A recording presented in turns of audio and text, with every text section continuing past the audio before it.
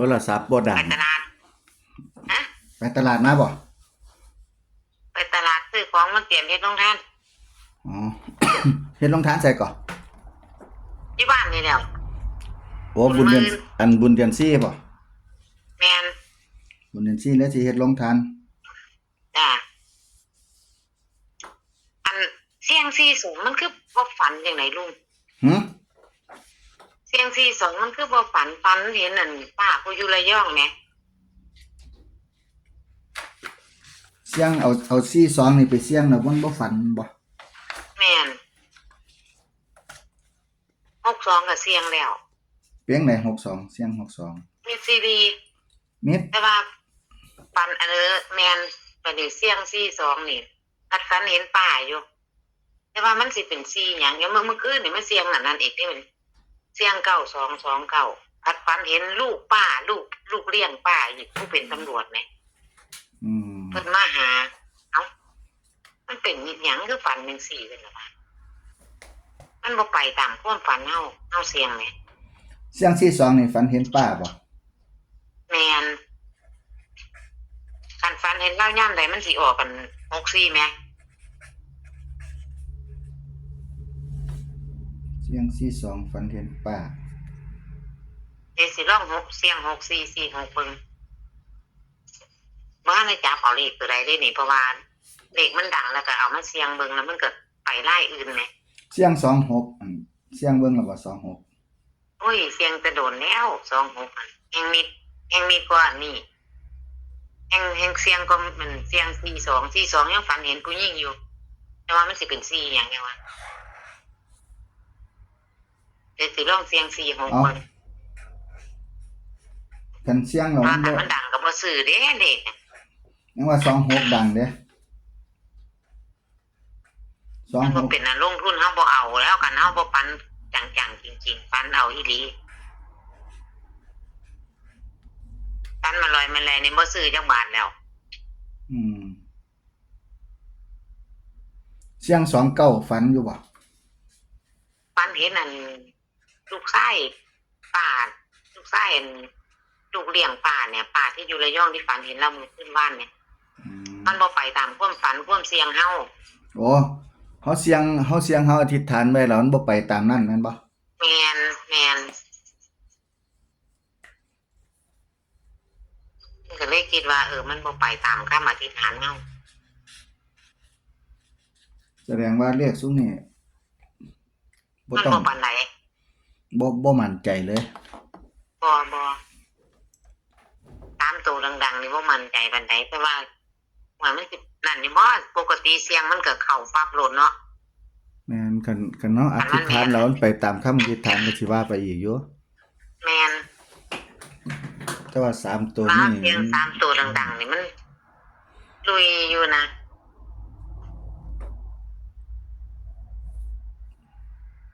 ได้มาเสียงคักๆมันแม่นเข้าเป๊ะนี่จนดอกผู้ใดว่าเลขตัวใดมันนั่นแต่ว่า3ชุดนี่เสียงแล้วยังลุยคิดว่าบ่ซื้อต่อไปเอาตรงๆโลด3ชุดเนี่ยแม่นใครจะซื้อก็ซื้อเลยแต่ขาน้อยนี่บ่ซื้อเพราะว่าเสียงแล้วมันฝันมันบ่ไปตามเจ้าของเสียงมันบ่เอาตามความฝันเฮาผู้ใดมักก็ซื้อเอาแม่นบ่แต่ว่าเจ้าของบ่ซื้อแม่นต้องหาจับจุดตรงที่มันคักๆก่อนถึงสิลุยไปบ้านออกของเพิ่นก็ให้เพิ่นได้คันว่าเฮาเสี่ยงแล้วเฮาบ่คักใจเฮาก็บ่เอาอันเสี่ยงแล้วมันบ่เข้าตามความอธิษฐานเฮาก็บ่เอาสิออกก็ให้เพิ่นออกไปโลดออกก็ให้เพิ่นได้ให้เพิ่นโชคดีติจ้าเพราะว่าเฮาก็บ่แม่นว่าเจ้าของอวดว่าเก่งดอกนะลุงมันก็ปกติกัน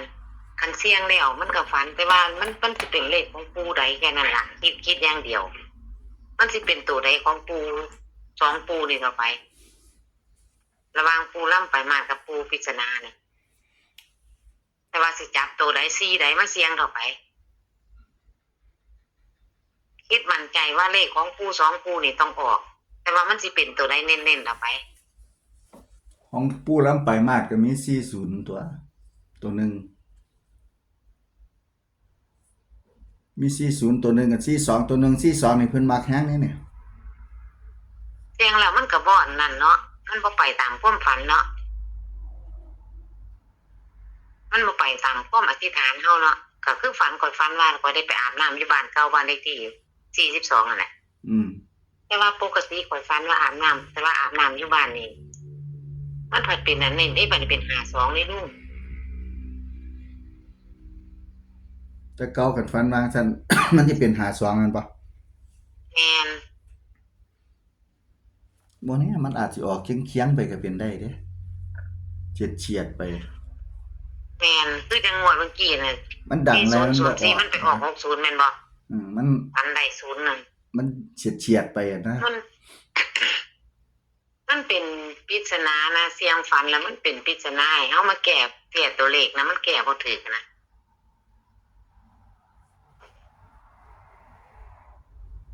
คืองวดเมื่อกี้นี่แหละฝันว่า0กับ0เนี่ยต้องงวด0ให้คนนั่นน่ะ0ให้เขาอะ0ให้ผู้หญิงคนนั้นแต่ว่าพ่อเพิ่นมาอยู่นำบัดนี้ อืม มันเลยเป็นปริศนาเลขกันนะเฮาก็เล่นตัวเดียวเฮาบ่เล่นหลายตัวแม่นบ่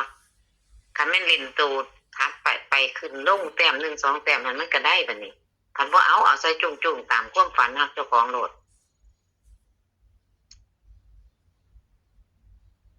คันแม่นว่าขึ้นแต้ม1ลงแต้ม1แต้ม1 2แต้มไปจังซั่น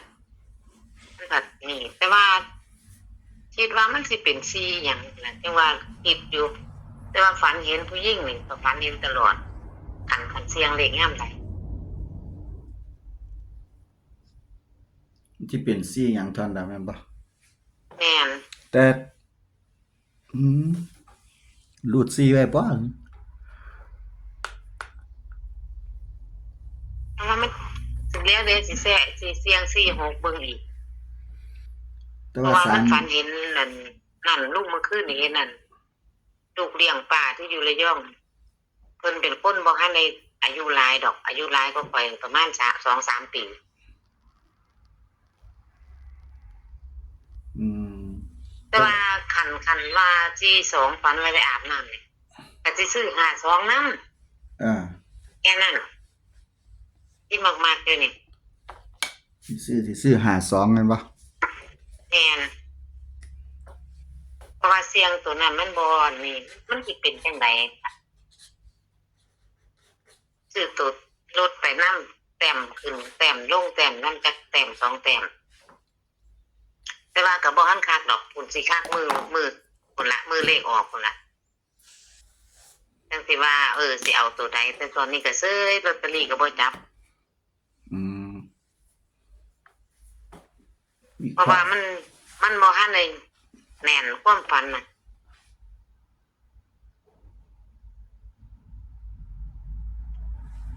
ก็เลยบ่ทันได้จับว่าจังไดแต่ว่าสิเลี้ยงร้องเสียงมันสิเป็นไปได้บ่46สิร้องเสียงมึงอีกว่ายังล้วนเล่อยู่เลขงวดนี้หั่นน่ะแต่เสียงแล้วมันบ่ตามเป้าเฮาความฝันเฮาเนาะเฮาก็เลยล้วนเล่ แม่น ก็บ่อยากกันนี่แล้วคันมันบ่เข้าความฝันเจ้าของก็บ่อยากซื้อแล้วพี่น้องเพิ่นสิซื้อไว้ก็ซื้อแต่ว่าข่อยนี่62แห่งมีซีดีเลยเท่าไป อืม บ่ปาน42ปานใด42ยังฝันว่าเกี่ยวกับป้ากับหยังอยู่ฝันว่าอันเสียง42อันสิแก้ความฝันให้ฟังฝันว่าไปอยู่ไสบุกับป้าบัดมีผู้หญิงคนหนึงเอาเงินมาให้อัน1,000ผันมีผู้หญิงมาแบ่งเอาครึ่งนึงบัดนี้แบ่งเอา500ก็เลยว่าเอ้าคือสิมาเอาของหมู่บัดนี้แบ่งกันจะป้าเลยว่าเอาให้เขาโลดคนละครึ่งว่าซั่นว่าแค่นั้นล่ะ เสียง42นี่บ่ แม่นเขาเอาเงินมาให้ครึ่งนึงเขาไป1,000หั่นล่ะแบ่งครึ่งกับเขาคนละ500ก็เลยว่ามันสิมาตัวนึงมันสิมาตัวใดก็เลยมักสิเพราะว่าเขาแบ่งไปครึ่งนึง